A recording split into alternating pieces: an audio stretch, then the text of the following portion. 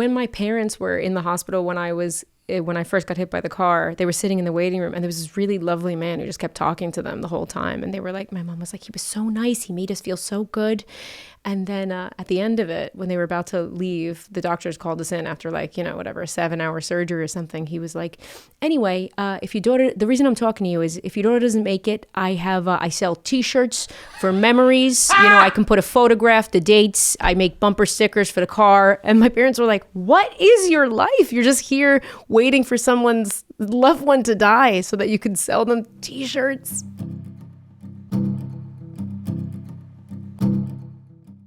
Can you kind of pitch to me what your show is that you're touring America with right now? So it's the show that I did at the Fringe last summer while I was pregnant. It got nominated for Best Show. Is that what that award is at the Fringe? I think so. That's what I read. The main award? I don't know. And it's about, I don't know. I find it weird. Don't you find it weird? That was a brag. I won the... I'm like, buy tickets to the show. I won the presidency of the United States. Is I that what it's nearly called? won. Yeah, exactly. Yeah. The Mark Twain something? I don't know. No. Don't you find it weird like, how would you have described Old Man in the Pool? No, that's a tricky one. No, the way I describe Old Man in the Pool is it's a show about life, death, and mortality, and my journey of realizing that things that I took for granted when I hit middle age, all of a sudden you realize you can't take for granted. Yeah, but it's funny. That's That's the thing that I find really hard because I'm like, it's about pregnancy, parenting, friendship, grief, pregnancy loss, but it's funny. I know. This is a worthwhile digression, I think, because it is a lot of creatives listen to the show, and it is a whole thing where you have to think about not only what it is you're making, but then you have to think about what's the 3-sentence version that makes people interested in what it is. Yeah, exactly. And also doesn't turn them off because when you have an hour to go through all of those topics and tie them all together, people are with you. They're invested. They're on the journey with you. But when you have 3 sentences... I just want to say it's a funny show about parenting and pregnancy. How do you pronounce the name of the show? Manouche. Manouche. I actually think I'm pronouncing it wrong. It's an Arabic word. It's a food, yeah? It's a food. Yeah, it's like a pizza. It's like an Arabic pizza. Ugh, it's like a flatbread. I'm in. Yeah, Keep talking. Yes, yeah. It's very on brand for you. Yeah. But it's also my family's nickname for me. Oh. Yeah, so. I love that. Yeah. That's a good nickname. That's one of our slow round questions. What's your nickname? Oh, is it? Yeah. Favorite So and least favorite Noosh. They all nickname. call me Noosh, basically, which is short for Because Manouche. you look like a pizza. I've also recently learned that Manouche is slang for vagina in Arabic. Well, there it is. In Lebanese. And that's what the show's about. So that's what the show's about. So if you want to pitch the show. Yeah, exactly. It's about Manouche, which is a pizza, but also a vagina. And you're looking at one. Yeah. See you guys there. See ya. But it's funny. Yeah, exactly. But it's funny. Yeah. Wait, no. So do you reveal why the title is the title in advance of it, or do you let the audience... It's a reveal at the end of the show. So Got I've it. ruined the show. But do come along, yeah. Say no more. No, and a title is, of course, significant because my director, Seth, and I talk about this constantly of you want the title of the show to sort of simmer with the audience after they've seen the show. And you want them to look back years from when they've seen it and go, oh, yeah. Manouche, so my first show Man in the Pool. was called Stand Up with Janine Harouni, brackets, Please Remain Seated. Yes. And that was just because I thought that was funny. But I don't know if you ever find this, that when you start writing the show, you start tying things together and then you're like, oh, actually, it's a show. That show was about being hit by a car and becoming paralyzed for a couple of years of my life. One of my legs was paralyzed. That was the one I got really emotional about this morning. Really? Why? What's sad about that? No, I was mad because there wasn't any pizza in it. I know. Yeah. I tried to so slot it. I lost it in the previews. Yeah. I get really emotional when there's no food in the special. No. Right, For obvious reasons, I was very emotional. Yeah. You being hit by a car and going into very, very intense detail about it. Right. Yeah. But it's funny. But in a funny way. But it's funny. But Is also, no, it's very funny. Right. As a matter of fact, one of my favorite lines in the special is a hard laugh line, which is you go into detail about how you were hit by a car and all of your injuries. And you go, I'm only saying this because I want to get a good review in The Guardian. And a little bit of an inside joke in the sense that in Yeah. Europe, like these fringe shows, like it is so significant what your reviews look like. Yeah, yeah. And of course, if you have some kind of affliction, you get hit by a car, something extreme, sleepwalk through a second story window, etc. It's just like the classic Edinburgh show, which is where it's about some moment of pain or pathos, you know, in your life. It's not just a club comedy hour. And those shows tend to do better. Although I say that there are lots of shows that are like, I had a little bit of eczema on my leg for a year, so that was painful for me. And then they try and make an Edinburgh hour out of that. And I would say... Right. I love that show. Yeah, exactly, yeah. Examination. Eczema stage right. I don't know. Eczema stage right was excellent. But the crux of the show is about... My first hour is about... my relationship with my dad. And my dad, I love him very much, but he's a Trump-supporting son of Arab immigrants. Try figuring that one out. Parse as you will. Yeah, huge fan, big Trump fan. And we've always butted heads on politics. And so the show is about our relationship and how this car accident that I was in, which forced me to move back home with my parents to recover for almost 3 years, healed our relationship. Yeah. Because I think... I wrote it when Trump was in office, and that was the thing I was grappling with at the time, was how could I hate this thing so much that's happening in the country that I love, while the closest member of my family is so into it, like flags, bumper stickers, the whole shebang. So it's how do you love someone on the other end of the political spectrum? I don't. Do you have the answer for that one? No, because God, no. I struggle with it also. Do you have people in your family who are? My folks are in their 80s and Yeah. different generations certainly, and yeah, with my dad, it's challenging. It's really hard. But at the same time, I think we demonize people on both sides. I think both sides do that, and I think the show tries to grapple with that and bring out the humanity, because my dad, at his core, is a wonderful, loving, generous, kind person. Yeah. And it just sort of grapples with that. There's this quote that I always go back to. It's Arthur Miller. I'm going to absolutely butcher it, but it's the job of the play is not to provide answers, but to provide the most accurate depiction of the problem.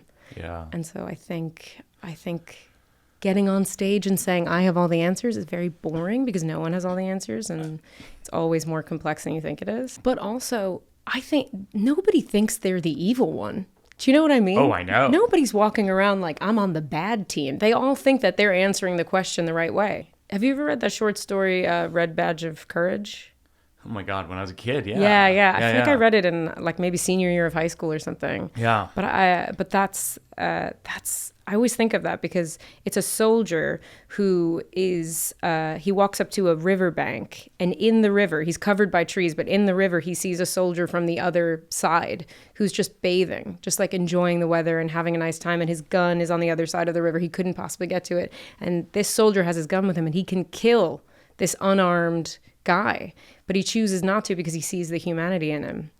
And then it ends with the soldier who was in the river days later, or whatever it was, is the guy who ends up killing him.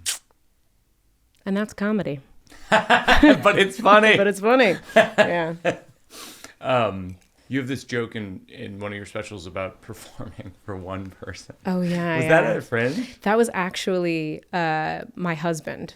Oh, it was your husband? I completely stole it from him. Yeah. My husband did a one-man show once to one man. And I stole that and passed it off as my own. Not without a big fight, I would say. So, in other words, he told you the story. Yeah. And you were like, he was telling it. He had told it to friends. And then one day I did a show to one person. I did a preview to one person. And I was like, this is so weird. I have to call it out. So I just said that story. This is so embarrassing. This feels like I've admitted something terrible. But he did eventually say. Be in the Scotsman. Yeah, please do. We're Put that in the Guardian. They'll take my 4 stars away. Yeah. They take 1 star off. Yeah. Yeah, so it was my husband's story. And Adam Brace. Yeah, he opens for me. Yeah, so we're on tour right now, and he's my opening act. Wait a minute. Yeah. Hold on. What's your husband's name? Andrew Nolan. Andrew Nolan. He's a very funny Irish comic. Oh, that's great. Yeah. Oh, wow. So he had that joke. He never did it on stage. He just told it socially. And it was before he really started doing comedy. So he wasn't a comedian at the time, I would say. He was he did a few open mics and wasn't sure if he wanted to do it. And I told that story on stage once, and I sent the recording of it to Adam Brace, and he was like, "You should open the show with that." And I said, "But it's so Andrew's." Funny. I said, "It's Andrew's joke," and he was like, "I'll talk to him." And Adam was like, "I think it's funnier to come from a woman. That there's just a man sitting in the audience as you perform an hour-long show to one person." So when you lie to audiences with all of your shows, yeah, there's going to be a New Yorker article about this. Who was hit by the car, Janine? Well, the car is a metaphor for no. The emotional truth of the car hitting me. Yeah. I built a show around being hit by a car too. It was called My Girlfriend's Boyfriend. Yeah. And it wasn't as bad as yours in the sense that in the real life car crash, because it just basically near missed me. Right, yeah. I mean, it was a T-bone driver's side, but it hit. I still have the photos of it. It hit the back seat, and so I just flew around. But it was, to this day, I have PTSD when I'm driving. Yeah, where I imagine it occurring. Do you have that? All the time. They're just these little intrusive fantasies that I have about. The first year that I would be in a car after the car accident, I didn't feel like there was any car around me. It just felt like I was strapped to a seat that was going 70 miles an hour down the highway with no protection around me at all. Oh my gosh. It's lessened recently. I haven't driven in like a year, and then I had to drive my husband and my baby to the airport yesterday, and good Lord. And because I live in the UK, I was like, am I on the right side of the road? And my husband was like, no, I was turning onto the wrong side of the road. My license should be taken away. But then once I dropped them off, I had to drive myself back. And the whole time I was like, keep it together, woman. Like, keep it together. So how many years ago were you hit by the car? 2009. Wow, okay. that was so long ago. Been a while. Yeah. And you haven't really driven a lot since. I've driven loads in the States, but then I moved to the UK and I don't have a license there. So I haven't driven in so long. Tell me if yours is anything like this. When I have PTSD, it's really hard to even say because it's very emotional, but it's the PTSD of you're going somewhere and then that.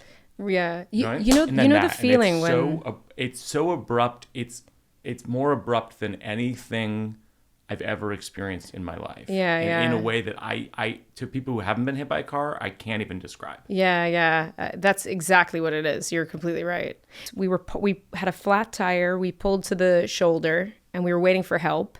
I rolled the window down and was waving for someone to come over and just maybe take a look at the tire. It was 4 girls in the car. Yeah. And I think my friend was on the phone with her boyfriend at the time, and she was in the middle of describing where we were. And I said, don't worry about it. Like, someone will just pull over and help us. He doesn't need to come all the way out here. And as I was saying that, a woman had fallen asleep, and there was a slight curve in the road, and she just veered into where we were and rear-ended just the seat that I was sitting in. So a friend was sitting next to me in the back seat and nothing happened to her.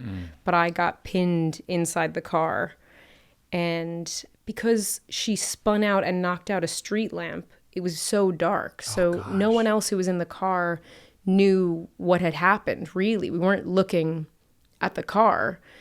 And our friend who was looking at her tire outside of the car was hit by the impact of her car being hit. So she was hit by her own car, flew down the highway. Everybody jumped out of the car to go, obviously, and see if she was okay. She was fine. She was just in shock.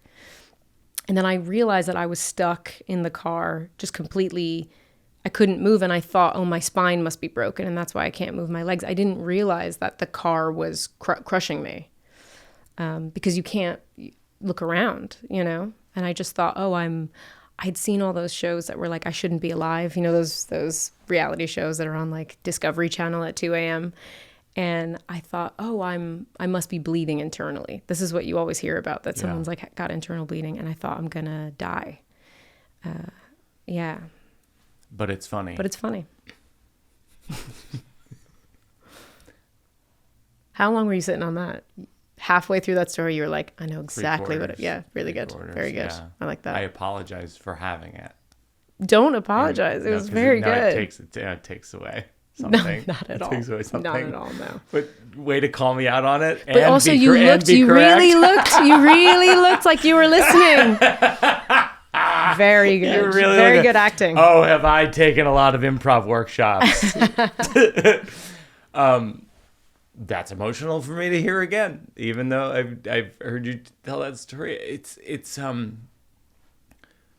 and then when that happened to you, you called your parents. Yeah, that was really weird. The phone that my friend was using to call her boyfriend to tell him to come down to pick us up ricocheted off the windshield and landed in my lap. Mm-hmm. So I had a phone. So in the show, I don't think I say that. Do I say that? No. Some things that happened in the show were almost too unbelievable, and they didn't work on stage because the actual story is slightly more unbelievable than what happened. I find that a lot with storytelling, where you have a detail that is so strange that the people are thinking, surely this didn't happen. This is fiction, of course. And therein lies, I think, in comedy, the trial and error of doing stuff on stage, because you go, okay, that's too on the nose. They don't believe me. Yeah. You kind of see it in their eyes sometimes. Yeah. Or people love to come up to you afterwards and just tell you. And that's the whole end of the show, is that someone came up to me and didn't believe that the entire thing had happened. So I have like a slideshow of all the pictures of all the people I'm talking about. And yeah. When you were workshopping the car accident story, first of all, at what point in the car accident situation in life do you go, it's going to be a bit? Literally never. I really didn't want to do it. I had heard so many comics talk about, like, well, if you tell something sad on stage, then it's not a comedy show. You know, that sort of, I don't know. Do you have that over here? I've never heard that. It's huge in the UK really? Because there's a real divide between what a sort of Edinburgh hour is and what real comedy is. So there are these club comedians who get on podcasts and say stuff like, well, you're not a comedian if you tell something sad on stage, if a show has a moment of quiet or anything like that. I mean, that doesn't make any sense. As someone who's uncomfortable in most situations, I find it so much easier to make jokes than to stand somewhere and be vulnerable and know there's not a punchline coming for a minute or two. I find that way harder than writing a joke and saying it on stage and having everyone laugh. I'm confounded by that criticism. I heard that a little bit. I don't know if you saw Gerard Carmichael's special. But the recent one, Rothaniel. But I heard that criticism. Sometimes people go, oh, where are the jokes? I'm like, I don't know. I'm invested in him and his story. I'm totally enthralled the whole time. I'm kind of some combination of laughing, crying, feeling alive. Yeah. And isn't that what the whole thing's for anyway? Have you ever heard the thing of, I spent like a little bit of time in Belize and studying Garifuna drumming. I don't know. Same. Go ahead. Same. Yeah, very similar. And we did this like nature walk one time in the rainforest. And the guy who took us in showed us all these things in the rainforest that are poisonous. And he said, you know, if you touch this, you're going to have a rash. If you touch this, your eyes will fall out or whatever it was. And then next to all of those things are all of the antidotes. They all grow. So the poison and the tonic all grow in the same environment. Yeah. And so I think when you're doing a comedy show, the tragedy helps the comedy and the comedy helps the tragedy. I feel like they do go hand in hand because they're bred in the same. Like for me, when Adam died, it was the saddest time. And also I laughed so much with the people who knew him and loved him because you need to. So I really reject the idea that comedy exists in a vacuum where it's just joke after joke after joke. And I think that the comedy is enriched by the truthful telling of moments of pain in your own life. Yeah, I feel like I think I made this joke, and I think Alex Edelman told me that at his memorial, a lot of people made this joke, which is Adam Brace's death is going to create so many solo shows. I know. I heard you say that in your podcast to Alex while I was talking about Adam's death in my solo show. I was like, good Lord. No, not to trivialize it, I really genuinely think that would make Adam very happy.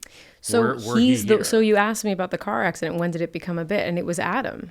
Oh, okay. He's the one who encouraged me to always talk about the vulnerable things, the sad things, the things you're ashamed of on stage. And so I think you're right. I think he would be really happy that people were writing shows, as long as they're good. You know, if it was a bad show about his life and death, I'm sure he would be pissed off. I guess the question would be there, when does a show for you tip from being a comedy about dramatic things that have occurred or based around dramatic things that have occurred, tip into, okay, this is just kind of taking advantage of the tragedy of the thing, and it's not actually giving the audience anything. I think if it's serving the story, right? If it's if it's just like, if it's just out there on its own, if it's a moment that's out there on its own and not tied into anything towards the end of the show, if it doesn't serve a purpose. So when I was doing this new hour, which has maybe like 3 main threads to it. It's pregnancy and parenting, my grandmother's life. My grandmother was a classical Arabic singer who sang with Fairuz, who's like one of the most famous singers in the Arab world. Wow. And her experience of parenting, as the breadwinner of her family and a creative person. And then it also talks about my relationship writing the show with Adam, who is vehemently against children, like not a fan, always insisted he didn't want to have kids of his own. So that's what, so you basically have these 3 threads in your show and they kind of interweave. Right. They do now. But when I was doing previews of the show, they were not connected. The show was very unfocused. Yeah. And John Britton, who was one of Adam's friends, probably the only other director I'd ever heard Adam speak highly of, I messaged him, and he very generously said he would come on board to help with the show. And he came to a preview of it, maybe in July, when the show was still a mess, and I'm doing Edinburgh in August. Yeah. And Edinburgh is where all the reviewers come. And he came and he said this thing that I thought was so good. He said, I think you need to figure out what is the sun and what are the planets that are orbiting that sun. And That's when nice. does the sun shine its light on, when is it day on those planets? And that really helped focus the show. And I think that helps shave away the moments that maybe could be exploitative because they don't actually serve the story. And helps to make sure that, actually, this is a show about parenting. Mm-hmm. My grandmother's parenting, my parenting, and Adam, who said he never wanted kids. But, when we went to his house after his funeral, the walls were lined with show posters, Alex Edelman's reviews, my reviews, ticket stubs to all the first versions of the show that ever went out. And I realized then that he was a parent to a lot of people. Oh. Oh, that's so beautiful. I didn't start comedy till I was 30 because I just didn't want to be bad. Yeah, I think it's interesting. Can you talk about that a little bit? Because I feel like that is a thing that creatives struggle with a lot, is this idea of, is it too late? Oh, right. Do you feel First like... off, ouch. Is 30 too late? No. I'm saying for real. Like, I've talked to people who say, I'm 23. Is it too late? I'm 25. Is it too late? I just threw up in my mouth. That's horrendous. No. I'm setting you up to dispel these apocryphal ideas. No. I know. Don't worry. But like, yeah, and then some people say, I'm 40, is it too late? I'm 50, I'm 60, whatever.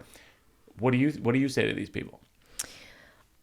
I think there's a lot of 20-year-olds out there trying to do something creative with their lives. And I think there's maybe 4 20-year-olds I want to actually hear what their opinion is on things. So I think the older you get, the more experience you have as a human being, the more you have to say about being human. Yeah. I don't think Well, it's too late until you're 40. Then that's too late. No. Well, no, it's interesting because I tend to agree with what you're saying. There's a few exceptions. Every now and then, someone like I think you said that there's like 4 people. Yeah. Every now and then, someone pokes through, like Bo Burnham. Bo Burnham's Yeah. like that. Bob Dylan was like that. With stand-up comedy, I think there's an intersection, and maybe the music songwriting too, but it's like an intersection of experience colliding with life experience and wisdom. Experience on stage with life experience. Yeah. Absolutely. And when those two things collide, those are the comics I want to watch. Yeah, that's the sweet spot, isn't it? Yeah, like if you watch like Tig Notaro or someone like that, you go like, oh, clearly this person's lived a lot of life. Yeah. And they put in probably 20, 30,000 hours on stage. Yeah. And you're just like, oh, yeah. I just can't get enough of this. Yeah, exactly. Even Tig's... They have something to say and they know how to say it. Yeah, even Tig's 10 minutes she's working on it at Largo, I'd be like, yeah, I'd rather see that than like a 23-year-old who's maybe not great. What do you think about now everybody's always putting content out, so there's so much like half-baked stuff that's going online. People are putting clips out of sort of there's a feeling now, and maybe I'm wrong, but it felt like 20 years ago you would work until you had a really solid 5 minutes, and you'd go and do that on late night, and that would help sell tickets to your tours, right? Yeah. Now it feels like people aren't waiting for you to have a perfect set. They just want to know you as a person. So there's lots of like half-baked stuff that's going out online, and people are getting really big followings from it. And then maybe they're putting out specials that aren't as honed as they could be because they're not exercising the muscle to hone stuff. Yeah, there's some people who are big internet celebrities and they go on tour and they don't have the craft of it. Right. And I think people go see them about once. Right. And then they're like, oh, I'm going to go see someone who like their craft is this. Right. Yeah. I actually think the market oddly corrects itself on that front. And then also, like, I play devil's advocate to the people are putting out so many things thing, which is to say, it's almost like the Instagram, TikTok, etc. are the new open mics or late night, right. depending on how many people see it. But it's just kind of like adjusted for the inflation of the market. Oh, I see. That's right. And also, it's just like open mic because you do a joke, you put it out, and if it goes viral, you're like, oh, that joke works, in the same way that you would feel completely if it crushed at an open mic. Exactly. Does anything crush in an open mic? No. That's your soul crushes, but that's that's another clue into the audience about how Can I say something? Yeah, because I didn't want to say it at the top because it'd be weird, but I get asked a lot in like interviews in the UK, like what made me want to be a comedian, and do you know what I always say? I want to know. You. No. Yeah. Come on. So like almost 20 years ago, I got free tickets to Gotham Comedy Club, and I didn't like stand-up, but I used to go because the tickets were free, and I don't know, that were they free? You spent like $13 on a Coca-Cola. And you came out as the headliner. It was comic after comic of the thing that I hate the most. Nobody's being themselves on stage. They're just the smartest guy in the room. You know, they're making fun of everybody and everything around them with nothing vulnerable being shown. And then you came out and did 20 minutes. And everything you talked about was so, it was vulnerable. It was self-deprecating in like a really charming way. It was so relatable. I felt super awkward. You were talking about, you know, your life as an awkward 20-something-year-old. And I thought, oh, that's what comedy could be. Oh my gosh. And then I thought, I think that maybe that's what I would want to do. Okay, this is the slow round. What are people's favorite and least favorite thing about you? I would say I'm very loyal. That's a very like Staten Island trait. I'm very loyal. It's a very I'll always to the mob. To the mob.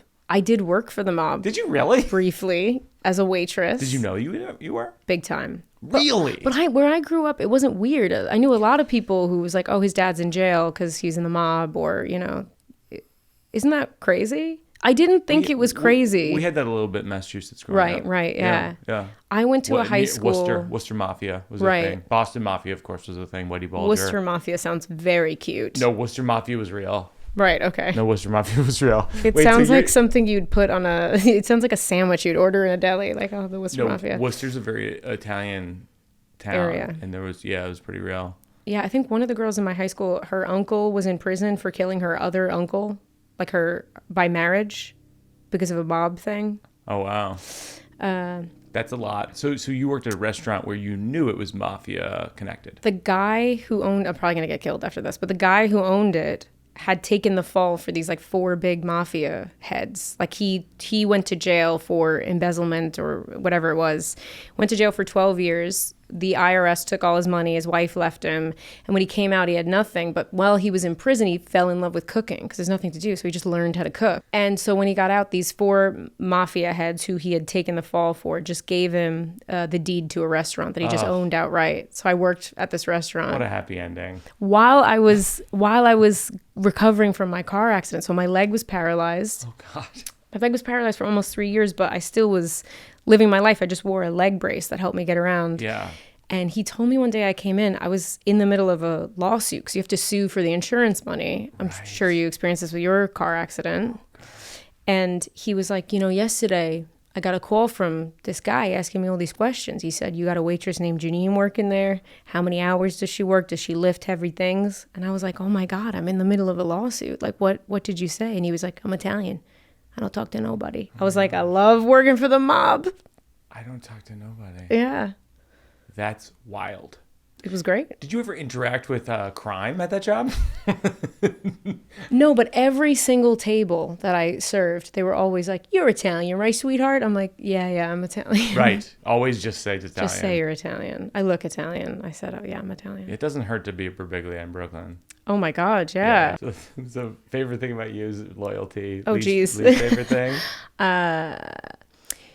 I am learning that I have very black and white thinking. So let's say I do a gig and it goes like fine. I'll feel like I've bombed because it's either I've succeeded and they're like, standing ovation, carrying me out on chairs kind of feeling, or it just feels like I've done absolutely terribly. It's hard for me to say, oh, that was okay. That bit went well and I'm going to, move that around and maybe that'll work now. I find that really difficult. So it's sort of a glass half empty Very glass half approach empty. to a lot of things. Yeah. Is that hard in your relationship? Yes. Next question. No. Yeah.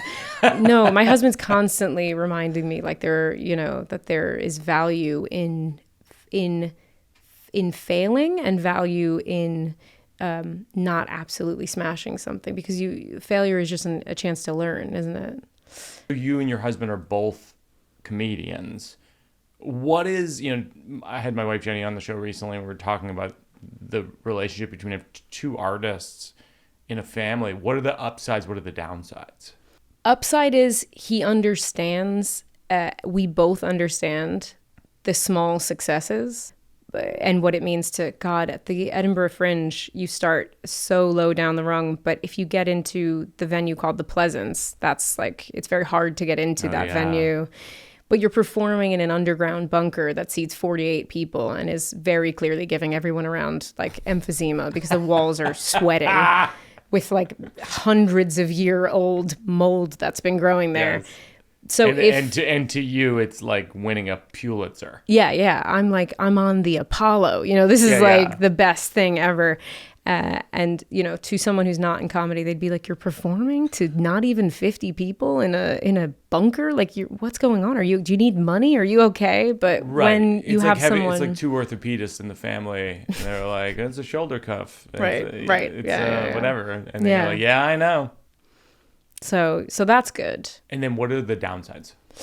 Financial instability. Of course. Good Lord. Sometimes I'm like, one of us just needs to work in insurance. That would be just ideal. Can you remember a time in your life where you were an inauthentic version of yourself?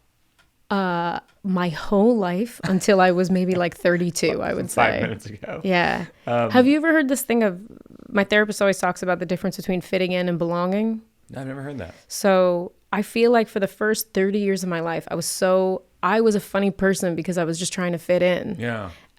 And there's a big difference when you're trying to fit in, you're changing who you are to try and get people to like you. Yeah. But the idea of belonging is being who you are and then finding people who like that. So I think it took me until I was maybe 32 to realize like, oh, I can just be myself and say what my thoughts are and feelings are. And I think comedy helped me do that. That's beautiful. Yeah. But it's funny. When you were growing up, was there a group that wouldn't let you in? I never really felt like I was in any group. I always felt like an outsider. Yeah. I felt like when I was a kid, I feel like this happens to a lot of girls. I was kind of like bossy and I was in charge and we're all playing my games. And then puberty happened and I became like very shy and aware.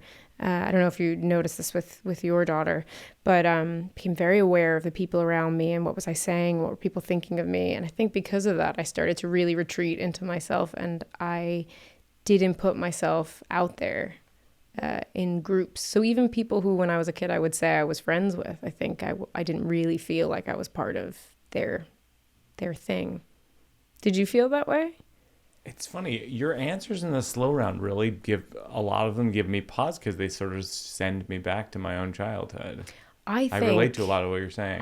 Because I probably know every joke you've ever written, but I would say I think we had a very similar upbringing because I'm also Catholic, also from like a suburb of a big city that can be quite tough. Loud family. Big loud family. Yeah. Italian sounding last name. Yeah.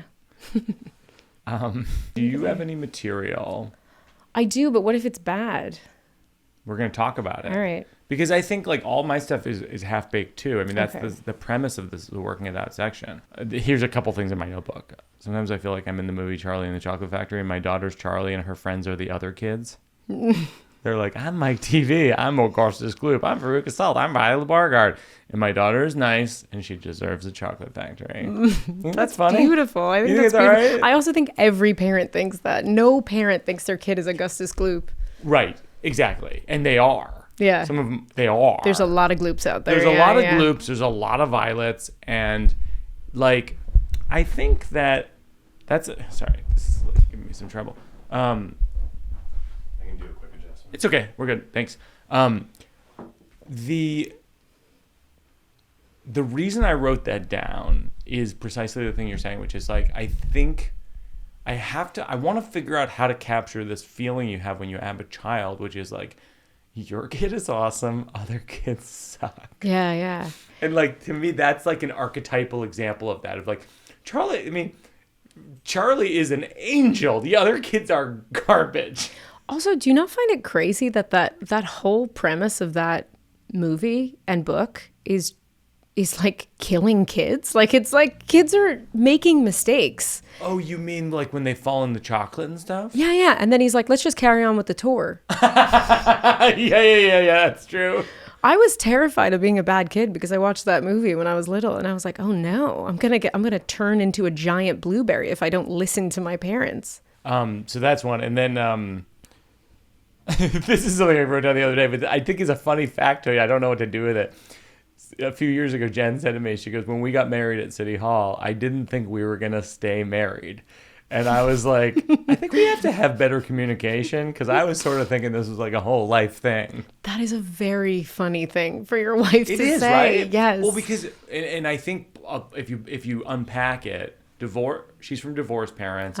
I'm from married for like 50 plus years and like divorce was never on the cards in that yeah. I mean and the stuff that my dad would say was so the opposite of romantic. Yeah. Like I had this flashback the other day that my dad used to, because my mom talks a lot, she's like me or I'm like her, which my dad as a kid would say to my mom, you would talk to anybody. You would talk to a doorknob. And they're still married. Yeah. If that is not a happy ending, I don't know what it is. Yeah. Like something in that universe could be the joke. Yeah. That's really funny. Why? You should ask. Did you ask her why she said that? No, why did she say I didn't think we were Jenny why did said she that. go through with it? No, I think honestly, like I think a lot of what your relationship with marriage or whatever it is is based on what you were raised on. So it's Yeah. like she was raised on her parents, broken off when she was really little. And That's just what marriage That's was. just It's what something marriage- you right. do for a little bit of time and then, you move on. right. And then for me, I grew up in a Catholic town in Massachusetts. Nobody got divorced. No one got divorced, yeah. Like, I couldn't, when I think back to the interactions between parents that I saw as You're a like, kid. you should be divorced. Oh, you should all be divorced. Yeah, yeah. What are you even doing? Yeah. What are we doing? Yeah, yeah. And it's like, so anyway, that's something that I feel like maybe in the next show I might break open. I think that's really good. There's something there, right? There's a huge thing there. Me and my husband, it's the same thing. He came from his family had like a crazy divorce. They were one of the first families in Ireland to get divorced. It was illegal to divorce when they did it. So they were like in the paper, and It was illegal. it was illegal to get divorced in Ireland In the 70s, 80s? in the 80s.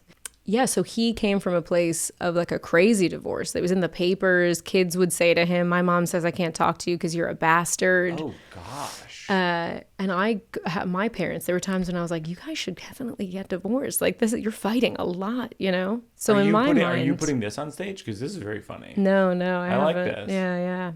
Yeah. But in my mind, you just stay married. No matter how much you fight, you just don't split up. But he lives in sort of a constant fear of like, oh no, if we fight too much, we'll divorce. Yeah.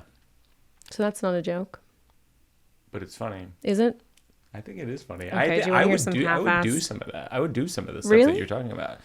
Well, here's what I like about the Ireland thing. The Ireland thing, it was illegal to be divorced, blah, blah, blah. I always like it when jokes are, you have to find out exactly what the punchline is, but it's like, I always like it when the jokes are telling you about something you actually don't know about. Right. So I'm half Irish. I actually didn't know that. Yeah. I guess where I live, people probably do know that more because there's such a huge Irish population. They're just, across the waterway from each other there. But anyway, I would consider throwing that up Yeah. as something. Yeah, no. What else you got? What do you got? Okay, I have this feeling of having a son is like dating an asshole. If I were to describe our relationship to you, but change the words "my baby" to "my boyfriend," you would be like, you need to leave. Very him. funny. Like you're up every night with him because he's crying. He made you take months off work and he can't survive without your boobs. Like, leave him. He That's is very toxic. funny. I like it. Is that funny? I think it's great. I think where you might want to have it turn is into something really specific about your husband. Right, That okay. definitely isn't Right. your baby. Right. Or something about your baby that's see. that's very specific that isn't your husband. Yeah. I've just never dated not a little bit, but I've never really been in like a toxic relationship. But the most toxic relationship I'm in is with my son. What else you got? Okay. So my dad has now reached this age where he just doesn't care what he looks like. I don't know if your parents have gone through this, but my dad, he has Raynaud's disease. So it means that his hands get really cold. So he started wearing latex medical gloves everywhere he goes because he says it warms his hands up. This is a true story. He pairs that with a t-shirt He wears latex gloves everywhere? everywhere he goes. He wore them to my son's christening. Why? His hands get cold. He says he has Raynaud's disease, but then, so for years I was like, oh God, he's been diagnosed with this thing, so he wears these gloves. And then my mom was like, yeah, he never got diagnosed, but he Googled it. He thinks it's Raynaud's. I'm like, what is going on? That's a riot. He You should wears- definitely do that on stage. I once went to church, because whenever I'm home, my parents are very Catholic and they Yeah. like when I go to church. So I went Play to the church game. once, play the game, baby. Up the old Christmas money. So I went to church and my dad was there early praying in the pew before mass started. And I surprised him. So I tapped him on the shoulder and he was so moved that I had come to church that he started crying into his latex gloves. And I was like, you have to stop crying. It looks like you're repenting for the murder you just committed. Oh, that's funny. I love that.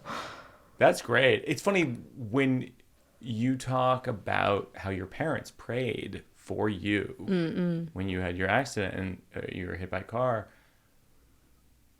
And you were like, I'll take it, basically. Yeah, I'll accept yeah. it. I relate to that so much. Like, I've been doing this joke recently on stage about how I have a friend who is like, I'll,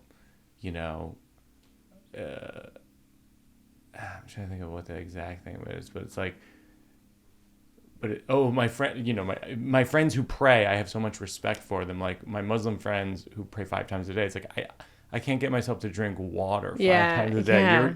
You're talking to a fake person.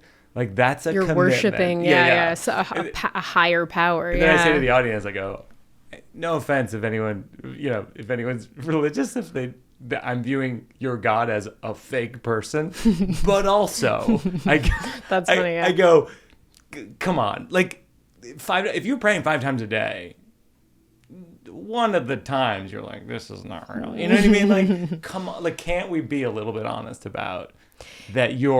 Isn't that what faith is? Isn't faith? It's not knowing for sure. Yeah, there's a mountain of evidence that that God doesn't exist. Yeah. And yet, I'm going to talk to the thing that's there. Yeah. So once a day. Do you feel like the older you get, the more you're inclined to believe in God?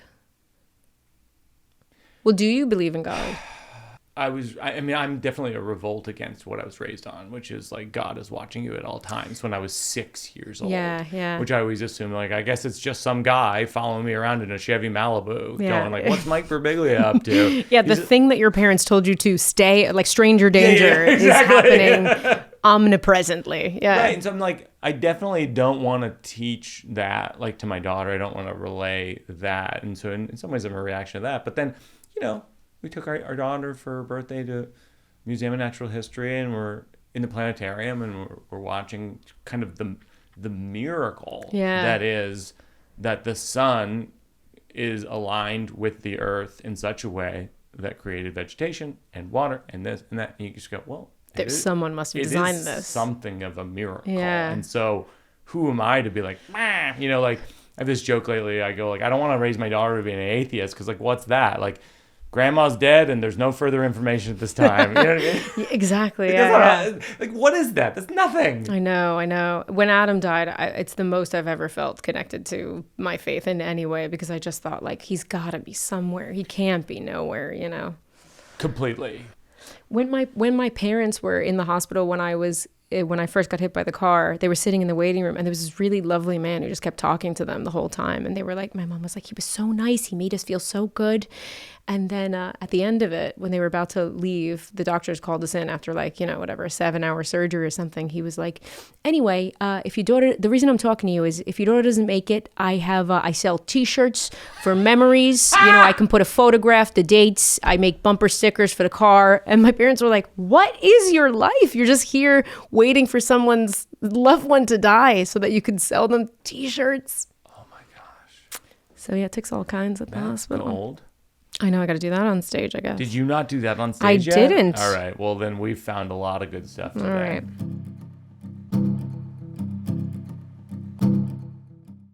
The final thing is working out for a cause. What's a nonprofit that you like to support?